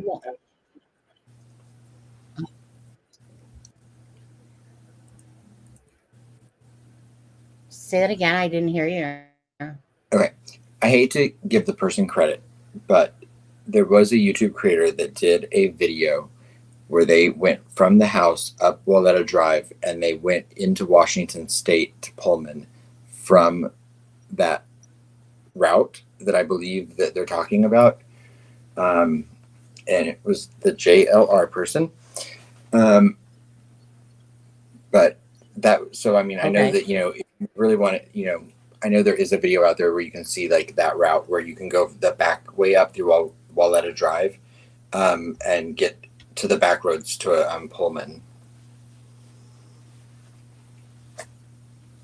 Okay, so this is Walnetta Drive here. Yes. But this is Walnetta Drive, but Walnetta Drive also turns over here. So you see the house? So you can see where the house. Okay. See where the little pin is that says Walnetta Drive? You go that way and you keep going and just follow that road all the way around, all the way. And then, I believe you come up to this highway up here. They talk about. Well, you're missing the part though when they're talking about Walnetta Drive and Consantago or whatever. Right. So that's why it's like, So if you're leaving there and you when turn, I'm if you were to looking at it turn and it's talking left on about, Consatega, you could then get to the back roads to get to Pullman. okay, the residents in leave via Walnut Drive based on experience. Okay, blah blah blah. King Road. Oh, anyways. Did I tell you that Google Maps hurts my brain You did. on there? Because it's kind of like Walnut goes over here. Yeah, this is the house. This is Walnut Drive over here, and it comes over here as well. And he ends up basically here. Oh, Palouse and Consnega. Okay, so however, this is the house way up here. However, he comes through whatever road properly, he ends up here. Which is the Palouse one. Oh, right, I got my thing here. I forgot about that.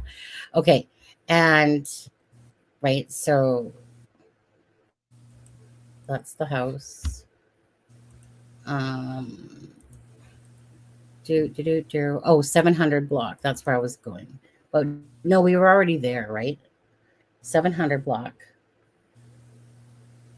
700 block of Indian Hills Drive at approximately 3:26. Right? Because it kind of goes backwards a little bit, right? Because it's like telling you about the house and all that first, and then it almost like it's backtracking, you know, in the affidavit, and it's kind of going back to the time that he left and stuff like that. So anyway, I don't know. I need to do a better map of this. Okay, let me come out of here for a second. And okay, so this is Whitman County, which, so if we on the screen here, this is Moscow. This is where Washington State University is. So basically where he is, like I said, over where's his place? I don't know, somewhere over here. Washington State University, I think was 1630, wherever that is. 1630. Whoops. This is his Northeast Stadium Way, I think it is. Okay, so his place is right here. Okay. So that's where his place is. I'm just going to do a rough thing here, Adam, because obviously it's, not. So apparently he came down over here this way, because the maps that they put on the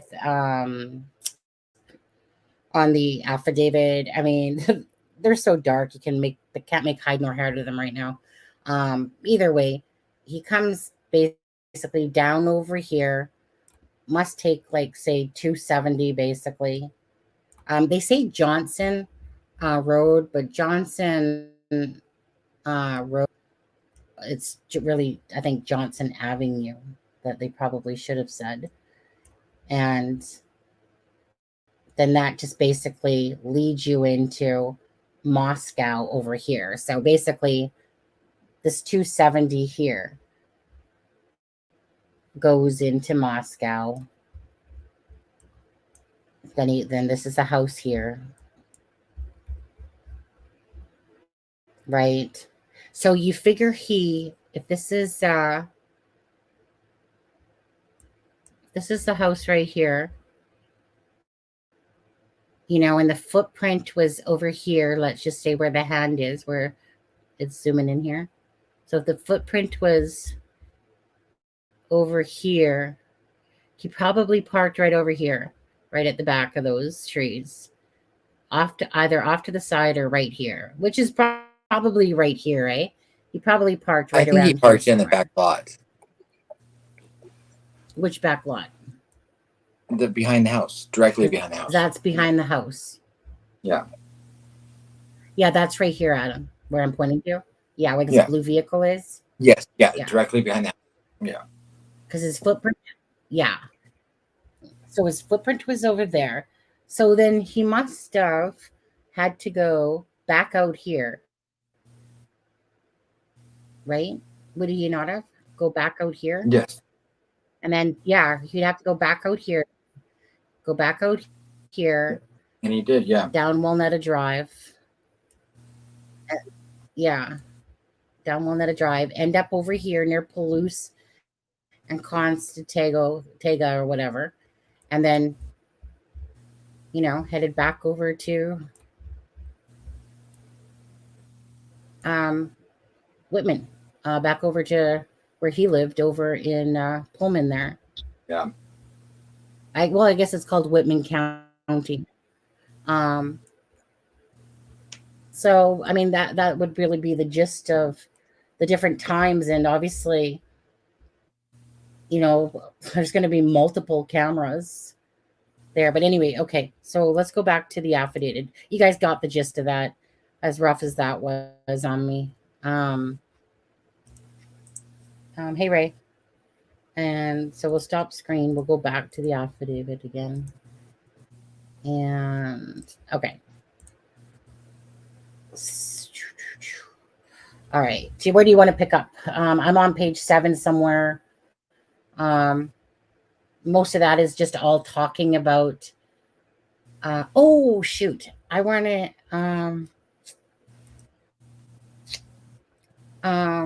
Yeah, you know what? Let me show something really quick, actually, because they're talking about the car and like a 3-point turn. And I want to show you. Most of you guys might have seen this. I'm not really sure. Like I said, I mean, it's been out for a while, but I wanted to show you it from Plunder's video. So, Plunder, love her. She's from the Suzanne Morphew case, and she covered the Chris Watts. But when I knew her, it was because of the Suzanne Morphew case on there. So, I mean, I personally had only seen it. I actually didn't see it before yesterday myself. But I'm just going to show you this one piece from Plunder's video. And it's basically where this car is. And I honestly believe that this probably is Bryan's car. But just watch it up in the right-hand corner. The lives of those Idaho students. While we figure out where he is now, let's talk about this, and let's talk about the confusion over whether Bryan really Kaylee Goncalves or not. First off, according to TMZ, Bryan told his family, "I love you," at his extradition hearing. We can finally know whether Bryan really had a connection with Kaylee Goncalves or not. First off, according to TMZ, hold on, I'll show it a little bit more. On Monday, about 24 hours after the horrendous crimes that took the lives of those beautiful 4 University of Idaho students. While we figure out where he is next about this, and let's talk about the confusion over whether Bryan really had a connection with Kaylee Goncalves or not. First off, according to TMZ's family. Okay, so I looked at that car for quite a long time yesterday. Whoops, I got my camera. Meant to hit stop screen. Okay. Present screen, share screen. How many of you guys believe that that's him on the hill? Did you guys see that? And if not, again, that's on Plunder's video, and I'll drop the link for that in here. So just going back to the affidavit for a second. I was looking at that car, and I know it's very small, but again, think about what we're looking at, because we were just looking at the map. We were just literally looking at the map behind the house, or maybe I should actually show that again quickly. Stop screen, share screen. Let's just go back to Google Maps for a second. Okay. So if this is the house here, right? And we're seeing it from this side. Right. So it's right about here. It's right about here. It's like you see it parked. I don't even exactly know. because it's like 1 minute we see it here. Maybe it was just edited that way. I was trying to look for the original video, but I didn't find it last night when I was looking for it, even though I'm sure it's there somewhere. The road that you see that car go by on in Plunder's video is the other road. It's this road back behind the house. You have to go further back behind it. You have to, because that's the parking lot that ends there. This is the back of the house. Yeah, you have to go further away. You have to zoom out. Keep zooming. Keep zooming. So that the road that curves here, that's where you see it. The road that curves, see the little S? Okay, so you're saying. Yes, that's where you see the car. Yeah, right here. That's Walnut Drive, yeah. Okay, is that where that is? Yes. That's why it looks far in the distance. Okay, that's Walnut. Right, and then right, because it's up on the hill, and then you see it coming down. And it's hard to see but you see it like over here. Yes, and then it's hard to see the what's the word? The topography? What's the word? I can't speak. Trajectory. Well, no, like when you know, like the elevation. Trajectory. Yeah. Yeah, the trajectory. Yeah, that was a good fun word that you said though. Sorry, topic. I was thinking. Okay, topograph. So yeah, so that's Oh. Yes. Thank you, Topography? I've never even heard of that word. Yes, that's the word like where you show like the elevation. Is that what it is? Because it's up on the hill. Thank you, Hoodis. She does know everything. Okay. I'll never doubt you again. Well, elevation. I never doubted you. I'll never use the word topography. Yeah. Going back, but anyway, so you're right. So how many of you guys believe that that was his vehicle? Because when I took that vehicle, you know, and I was looking at it up close as best as I could, you know, like honestly, I would say that there's a very high percentage that was an Elantra vehicle based on the window and the front of the car and just how it looked. And I think it was him going back kind of to the crime of the scene to reap in what he had done and kind of see what was going on. And he was using that road there because you could see that he was kind of parked somewhere. And then all of a sudden you see his vehicle go different. So, you know, who dis? Get a room. Anyways, if you drop the sheath, you would want to try to go back for it when you realized it. Well, this is on the 14th. Okay. So that video from. Go ahead, Adam. No, I'm saying, I mean, I think that, you know, I don't think he was even at that point. I think I'm just speculating, but I would assume he was in kind of such his element of the euphoria of what he'd imagined doing previously that he didn't even realize he dropped the sheath. He may have thought he put it in his pocket. We don't know. And it might have fallen out. Yeah, I wonder what. Yeah. Exactly. So, yeah, okay. So, one, if you think that was Bryan's vehicle on the 14th on Walnut Drive, or two if you don't. Simple as that. And I dropped Plunder's link in there, by the way. Yeah. Well. And, you know, that was not the only. There was more than one. There was more than one news footage where the car was seen on after the murder. I can't remember. I would have to go back and find the original ones because I saw it way before Plunder had put that on there. I know Chris Madonna also did a video about it. I think that's where I saw it first, and that was a few weeks ago. Yeah.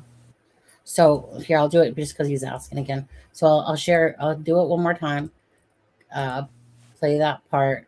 And do it big. And this is at the 2:25, 2:30 mark here.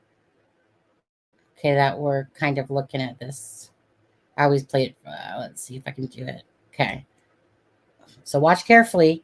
So right now you should see it up on the right side here. Okay. It's facing this way, right? Facing Never Treaded Wheat west. He is now. Let's talk about this. And let's talk about the confusion over whether Bryan really had a connect Alvis or not. First off, according to TMZ, Bryan told his family. Okay. Let me just. I was gonna do that again for a second. Over whether Bryan really had a connection with. Okay. So again, this is it right here, and if you look at Elantra, the 2011 to 2016, right? Like I said, very sleek windows. I believe that this is him myself. If I was just a betting person, which I am, I'd say that this is more likely him than not him, in my opinion. But each to their own.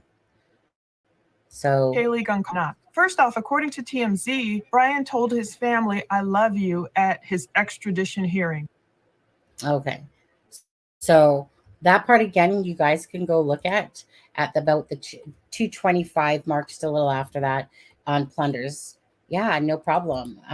Again, this is Plunder. So shout out to Plunder. Love Plunder. She does make a lot of great videos. She's like a journalist as well, eh? Right. And she's perfected that camera. She's perfected that camera angle. Oh, yeah, absolutely. Okay. And so we're back to the affidavit, David, again. I want to talk about Bryan's father. Think he's knowing more than saying anything. Well, great. You can talk about it to yourself if you want, Melissa. Yeah. But we'll come back. Let's see. What do you want to talk about? Because we got to get through the affidavit too, and we'll be doing another live tonight. I mean, this one's easy enough to answer. Do you think one, if you think that his dad knew, or two, if he didn't? I'll give my opinion. My opinion Come on, is guys, that 76 to you. Don't forget to get. Yeah. My opinion is that, you know what, the man. We have no evidence that his family knew anything, and so I'm not about to even consider the fact that they did until we've been given a bit of evidence of it, because they, you know, I mean, it doesn't compare to the victims' families and what they're going through, but they're also probably going through their own level of hell right now. And I'm just not gonna be the person that speculates on whether the dad knew anything when I've not been presented with any proof that he did. But that's my personal opinion, and I don't discount anyone that disagrees with me and the validity of their opinion. Yeah, I think I talked about this yesterday, and I don't think you were on there or not, Adam. Can't remember, because it was like 3 lives later. But anyways, we talked about this a little bit, and it was about the fact that that again, don't know, to be honest with you, but I thought it would be strange that usually people their age watch the news, which is very common, because they obviously were talking about the killings and all that stuff of the shooting or whatever it was. But knowing that they were looking for a Honda Elantra, you know, and that he lived near Moscow. So had they have known that, it makes you wonder if definitely flags would have been raised, or if they just didn't put 2 and 2 together whatsoever, because who would ever think that their son could do something like this? But if they did catch the news, considering this is an international case, that and you know, like I said, it's very typical of that age to watch the news. So knowing that they obviously did, probably just yeah. I look at it. I also so look that at was it my only thought about that. Other than that, sorry.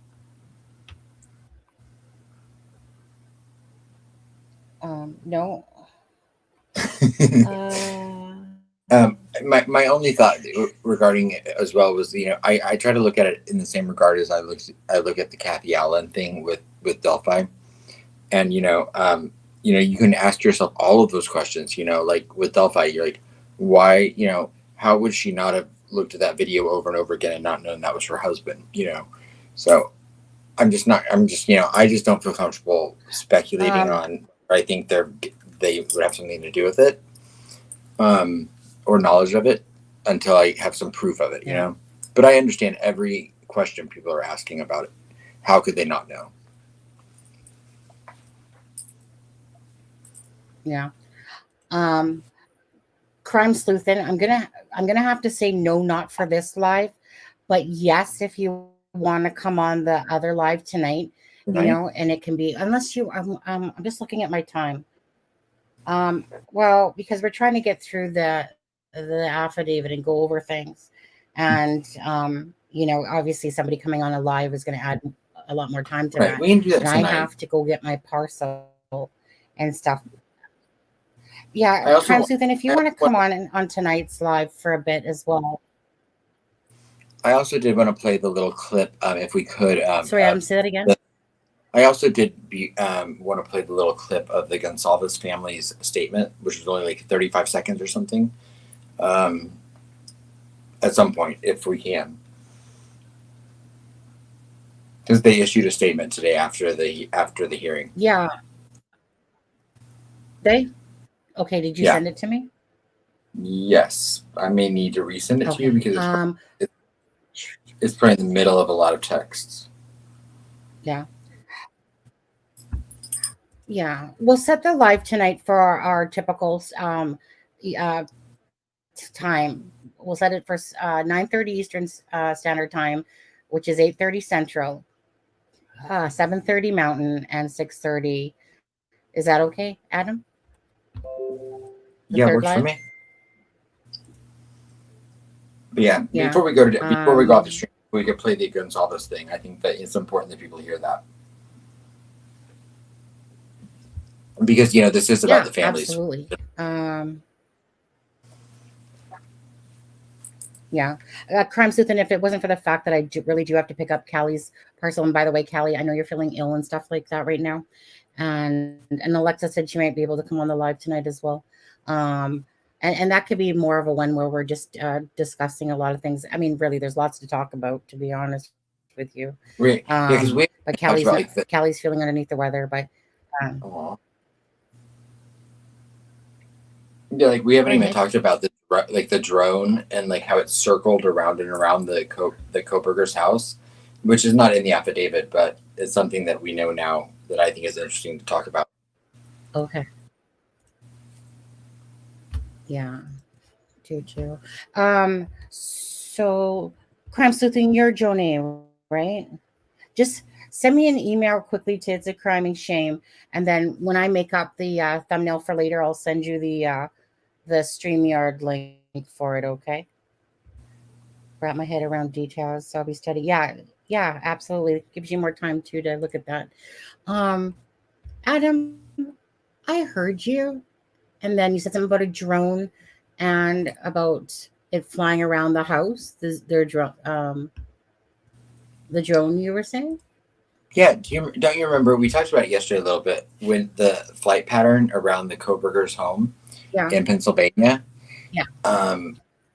That one. It circled over and over and over again, and we now know that was. I mean, that wouldn't have been. That was not, the one I said. Yeah. Yes, I mean, so clearly that was a large enough drone that it had to be registered with the.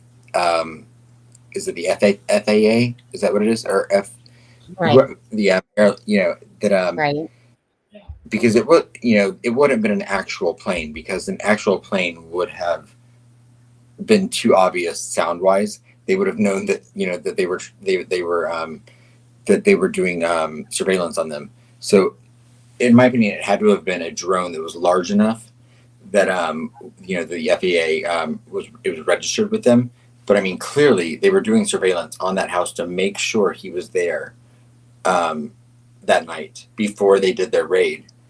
Because if you look at the flight pattern, it circles around and around that one house. Round and round. Yeah. Okay. This is only 34 seconds long. We'll play this really quick. Again, the Gonsalves family, you said gave a statement. Good morning. My name's Shannon Gray. I'm the attorney for the Gonsalves family. We're not going to be taking any questions at all.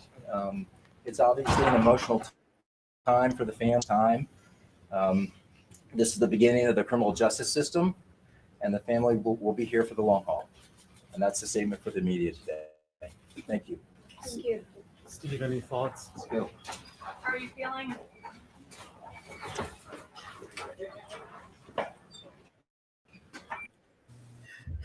Yeah. Yeah. You understand these rights. I know they didn't say much, Yes. but I just felt it was important that, you know, that we played what the families, one of the families had, you know, came out and said. Yeah, absolutely. Look, so the drone they used to be the planes at BK's house is very common. As they want to make sure everyone in the house. Yeah, exactly. Amazing how they can use drone. I know, you know, that's just, I know it's crazy, like the technology. Yeah. People stop committing crimes. If anyone Right. hears this, that's wanting to commit In a crime. order for them to be on it, Seriously, the technology. In order for them to be tracked on the FAA, they have to be a big enough drone. But yeah, it's amazing. Yeah, yeah. I'm just gonna. I just want to go just double check you guys. I just want to go see my time with my husband and ask him about if he's, because I hear him doing something. So I just want to see if I have a little bit more time or not. So just go ahead, Adam, and talk with people for a sec. I'll be right back. And yeah. so sad that these people have to go through this. Yeah. Yeah. Crimes within. Yeah. Yes. When I say a drone, it could. You know, a small plane now could be a drone. I'm just assuming. I think that was an unmanned aircraft, which is why I said drone. They make drones large enough now that they have to be registered with the am I saying it right? The FFA, they can fly up to they can fly actually up to 10,000 feet, I believe. But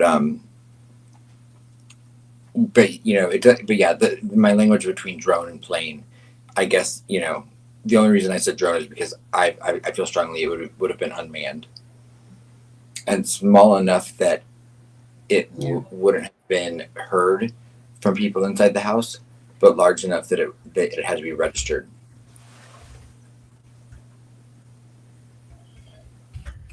Okay, I need to get going. My husband says that he was going to go to KFC and whatever. So I said, oh, well, no, we got to go get the parcel. So he's like, come on, then. And it's Brita.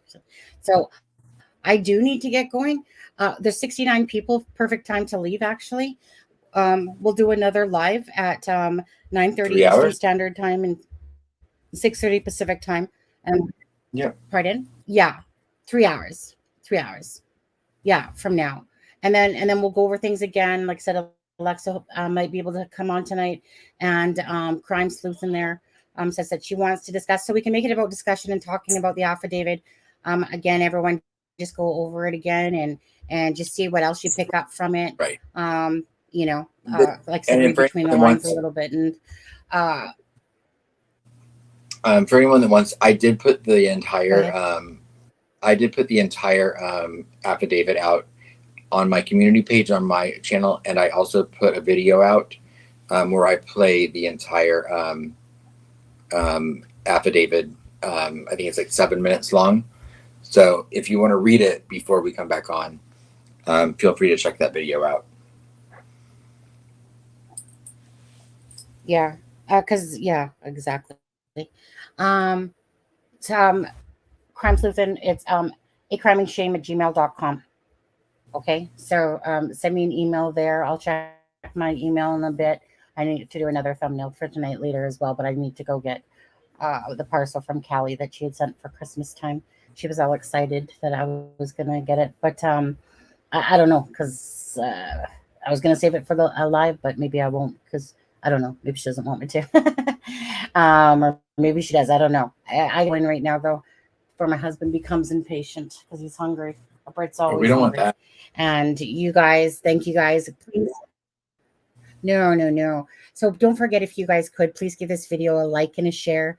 Please, we really need to get our algorithm back up. So a like and a share both would be really great from you guys. Thank you for being, again, loyal followers. And I know that there's all these other channels on and stuff like that. And, you know, we're not known really for the Idaho case as much as other channels or the bigger channels. And, that's just how it goes. But sometimes the little smaller channels, can have some better information sometimes too. And I think people just kind of move around throughout the day, going to check out the different things that are being said at the end, but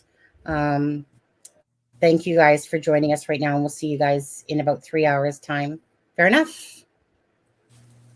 Have a good night. All right. We'll see you in a little bit. Yeah. I'm not, yeah. Yeah. I gotta hurry up. Okay. I'll talk to you later, guys. Take care. Bye.